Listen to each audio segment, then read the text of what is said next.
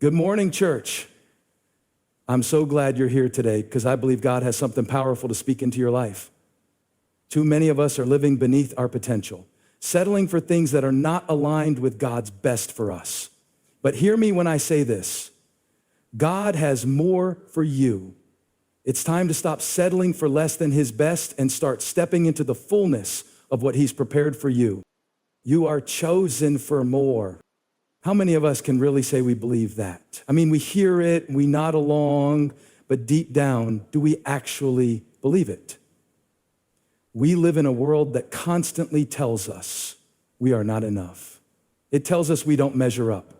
It whispers to us that we're ordinary, that we're just like everyone else, and that our purpose is to simply survive the ups and downs of life. But I'm here today to tell you that is a lie from the pit of hell. You are chosen for more. It's so easy to settle. Life can be hard. And when things don't go our way, we can become comfortable in our mediocrity, in our routines. We might start to think, maybe this is as good as it gets. We get stuck in the day-to-day grind, and after a while, we forget to dream big. But when you're chosen for more, there's a calling on your life that will not let you settle. God didn't create you to simply exist. You're not here just to get by, to punch the clock, to get through another year. He has a specific, powerful, and unique purpose for you. It's not just about being average.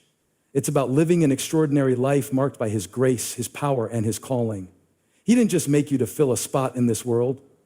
You have a divine purpose, and that purpose is bigger than anything you could have ever imagined for yourself. You see, when we talk about being chosen for more, it's not just about getting what you want out of life. It's about aligning yourself with God's best for your life. It's about walking in the destiny He's already planned for you. We often think that what we want is the best we can get, but God's perspective is so much bigger. His dreams for you are beyond what you could ever dream up on your own. His vision for your life is bigger than any vision you could have for yourself. It's time to let go of your small plans and embrace the great ones He's already set before you. Take a moment to think about it. God has chosen you.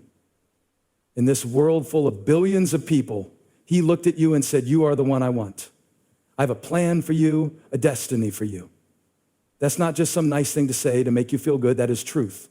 That is who you are. You are not an accident. You are not here by mistake. You are here on purpose. And God has a destiny for you that is uniquely yours.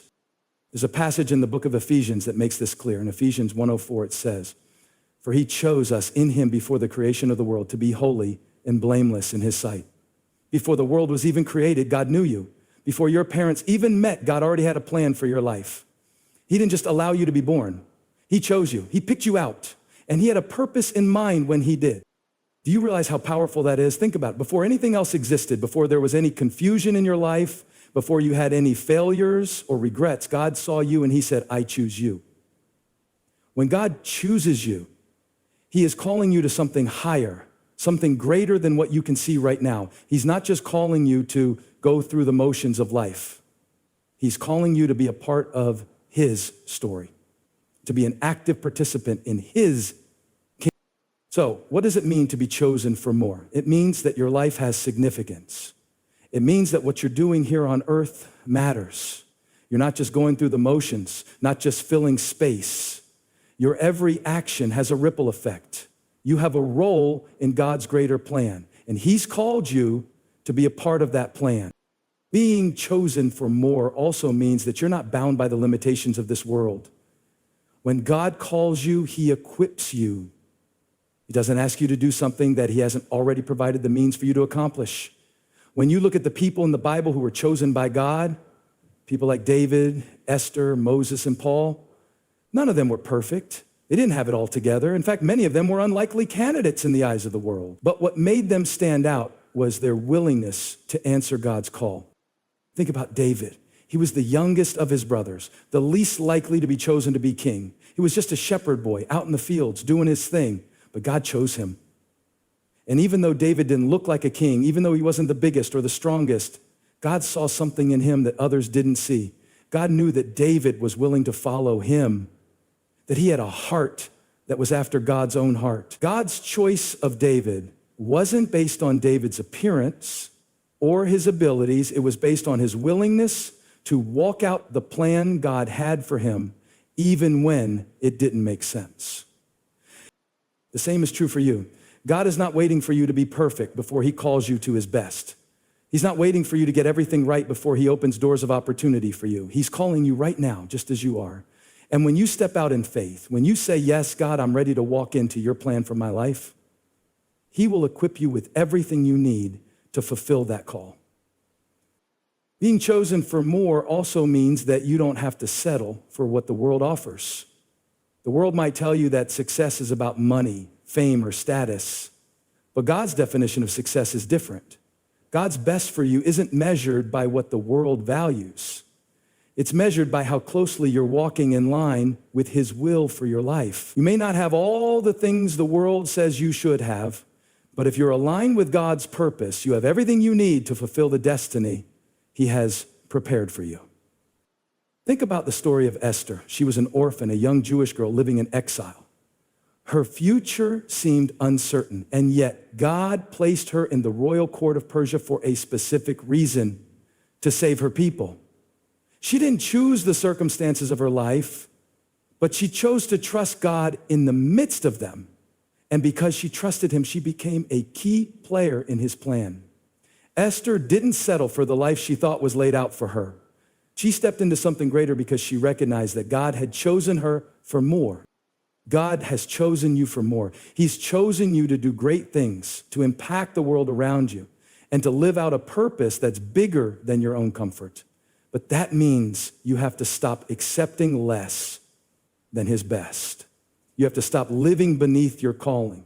You have to stop thinking that where you are right now is all there is.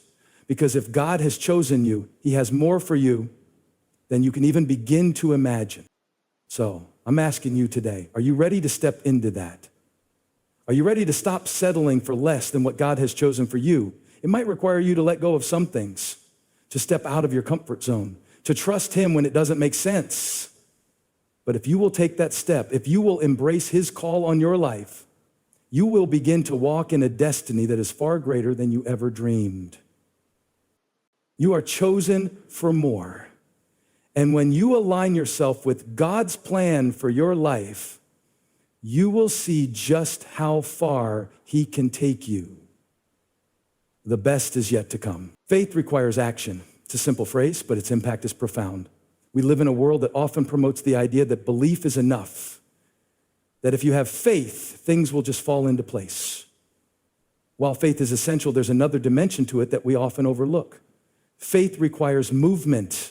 It requires steps of obedience, and it requires us to step out into the unknown, trusting God with what we cannot see. The Bible tells us that faith is the substance of things hoped for, the evidence of things not seen, Hebrews 11:01. And while that's true, it's only part of the picture. Faith is not a passive waiting game. It is active. It is alive. It is constantly growing and evolving as we step out in trust, making decisions that align with God's promises, even when we can't fully understand or control the outcomes. When God gives us a promise, it's easy to get excited and hope for the best. But here's where the rubber meets the road. God's promises often require us to take action. Think about the story of Abraham. God made him a promise. He promised to make him the father of many nations. But before Abraham saw that promise come to fruition, he had to do something.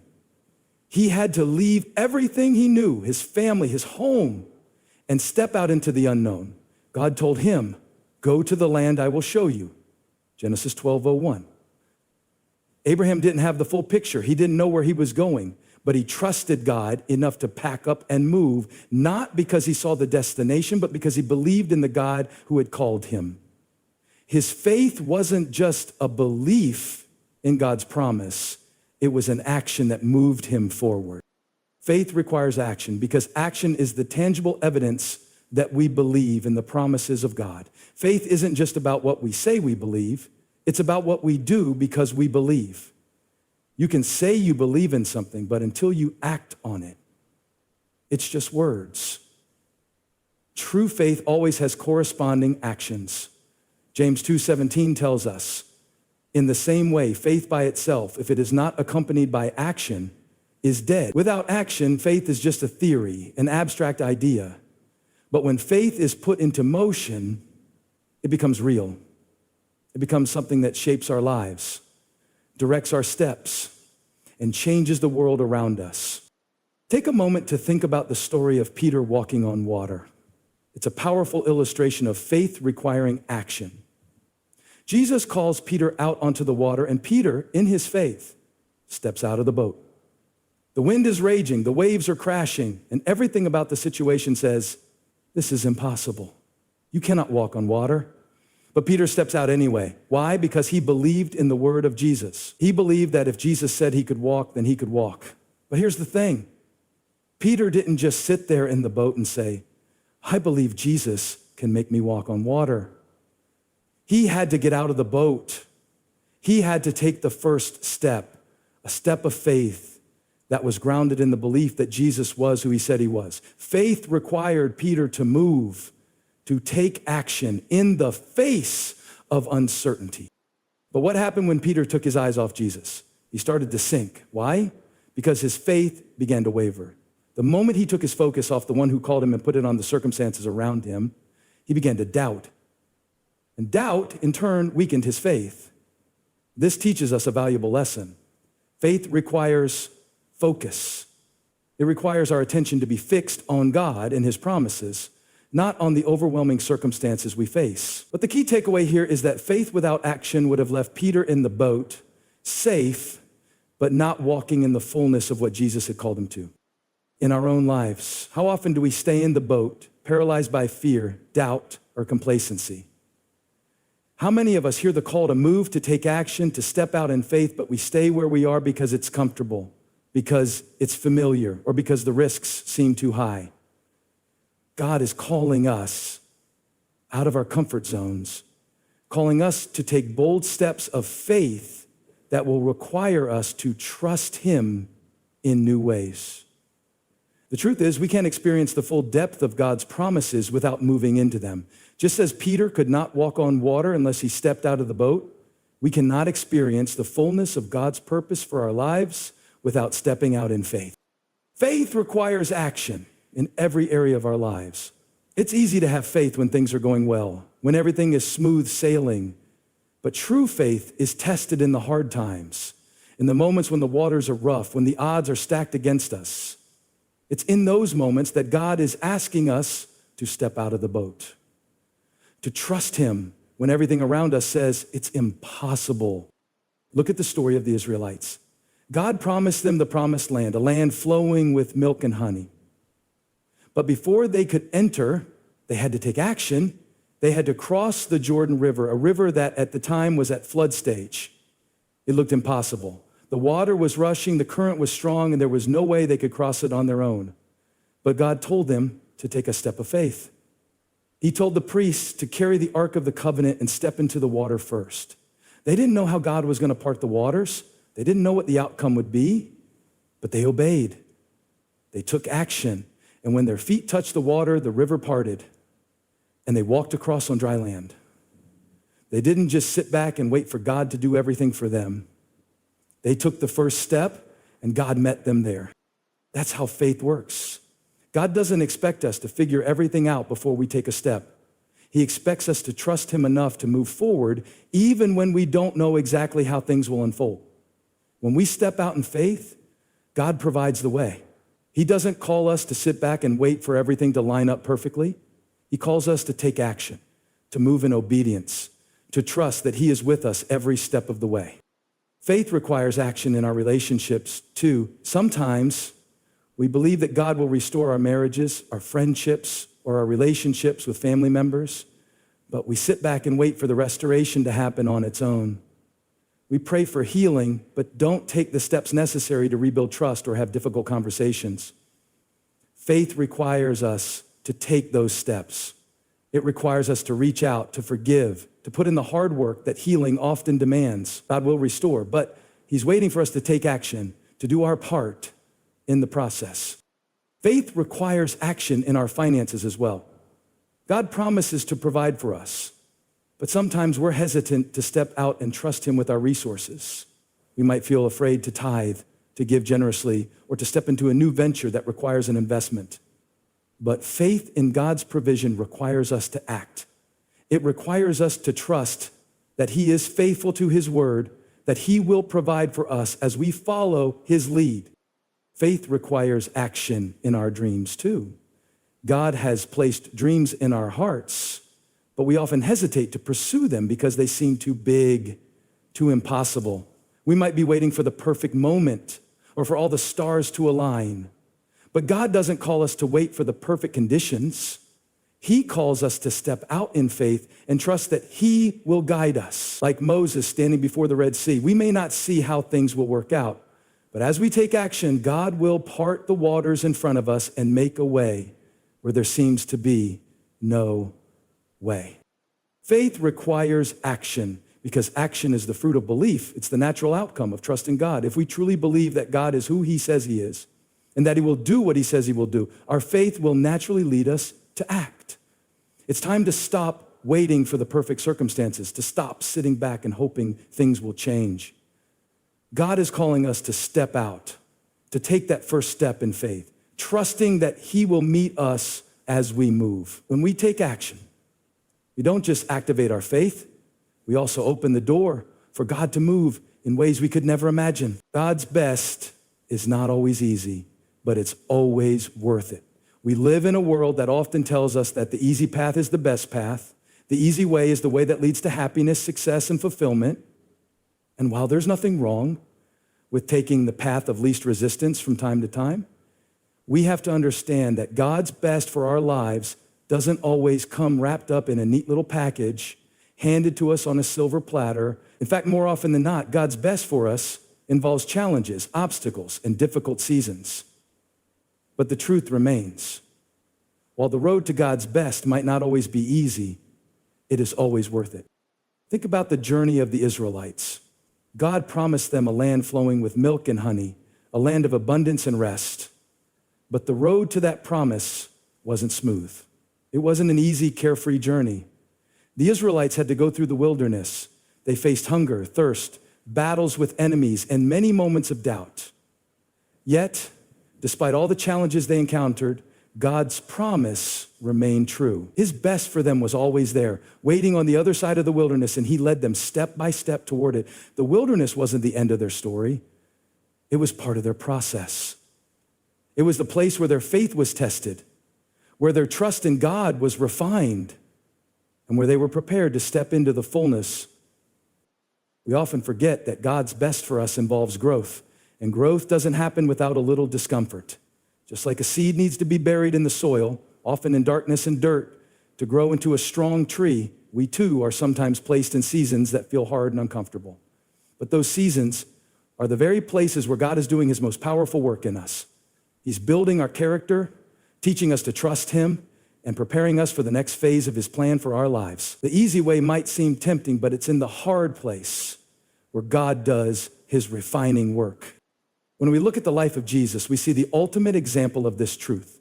Jesus, the Son of God, was sent to the earth to fulfill a mission that would change the course of human history. Yet the road he walked was anything but easy. His mission required him to endure suffering, rejection, betrayal, and ultimately death on the cross. Jesus knew that the path ahead of him would be filled with pain, but he was willing to walk it because he knew what was at stake. He knew that God's best for humanity was worth the cost. And because Jesus chose to walk the difficult path, we now have access to salvation, forgiveness, and eternal life. If Jesus had taken the easy way, if he had avoided the suffering, we would not have the same hope that we have today. But because he endured the hardest road imaginable, we are now able to live in the fullness of God's grace and mercy. The truth is, God's best for us is often something that requires us to die to our own desires, our own plans, and our own comfort. It requires us to choose what is eternal over what is temporary, what is good over what is easy. And while that's not always an easy choice, it's always the right one. In the book of Matthew, Jesus tells us, whoever wants to be my disciple must deny themselves and take up their cross and follow me. For whoever wants to save their life will lose it, but whoever loses their life for me will find it. This is the paradox of God's best. In order to experience the fullness of his plan for our lives, we must be willing to let go of our own desires and take up the cross. It's not easy, but it's worth it. When we let go of our own plans, we make room for God to fulfill his greater purpose in us. I think one of the reasons we struggle with this idea of God's best being difficult is because we live in a culture that values instant gratification. We want what we want and we want it now. But God's timing is often different from our own. We may pray for something and expect it to happen right away, but God's best often requires patience and perseverance. It requires us to trust that he is working behind the scenes even when we don't see the results immediately. Think about the story of Joseph. God gave Joseph a dream when he was a young man, a dream that one day his family would bow down to him. That was a big promise, and it was God's best for Joseph, but the path to that promise was anything but easy. Joseph's brothers betrayed him, sold him into slavery, and he ended up in prison for something he didn't even do. If Joseph had taken the easy way, if he had given up on God's plan because things weren't going according to his timeline, he would have missed out on the fulfillment of God's promise. But Joseph chose to remain faithful, even when the road was hard, and because of his perseverance, he was eventually elevated to a place of power where he could save his family and a whole nation. The road to God's best for Joseph was filled with hardship, but in the end, it was worth it. There's something so powerful about the idea of perseverance in the midst of difficulty. When we press through the hard seasons, we are building endurance. We are learning to trust God in ways that we couldn't have learned without those difficult moments. The Apostle Paul writes in Romans 5:03, verses 4 through 4, not only so, but we also glory in our sufferings because we know that suffering produces perseverance, perseverance, character, and character, hope. God is not oblivious to our struggles. He doesn't promise us a life free of pain, but he promises that he will use our struggles to produce something beautiful in us. When we endure, when we keep our eyes on the prize, we are building the character that will carry us into the next season of God's best for our lives. The truth is, we will all face challenges. We will all encounter seasons that feel impossible, that leave us wondering if God's best is even possible for us. But I believe that it's in those very moments that God is inviting us to trust him more deeply. He's inviting us to hold on to the promises he's made, to remember that he is faithful even when things don't make sense. God's best is not always easy, but it's always worth it because it leads to transformation. It leads to a deeper relationship with God, a stronger faith, and a life that reflects his glory. The ultimate picture of God's best being worth the struggle is found in the life of Christ. When Jesus was on the cross, he bore the weight of the world's sin. It was the hardest, most painful experience anyone could imagine. But Jesus knew that the suffering he endured was the only way to bring redemption to humanity. The road was difficult, but the reward, our salvation, was worth it. God's best for your life may not come in the way you expect, and it may not come through an easy path. But if you trust him, if you choose to follow him even through the hard times, you will find that what he has for you is more than worth the struggle. His plans for you are greater than anything you could imagine. And the rewards that come from walking in his will are eternal. So don't be discouraged by the difficulty of the road. Keep your eyes on Jesus, the author and finisher of your faith, and know that his best is ahead of you. Church, it's time to stop settling. It's time to stop letting fear, doubt, or comfort keep you from the destiny God has planned for you. You were made for more, and God's best is waiting for you to claim it. Step out in faith, trust his timing, and know that no matter what you face, God's best is worth every single step. So don't settle. Trust him and watch as he opens doors you didn't even know were there. God bless you.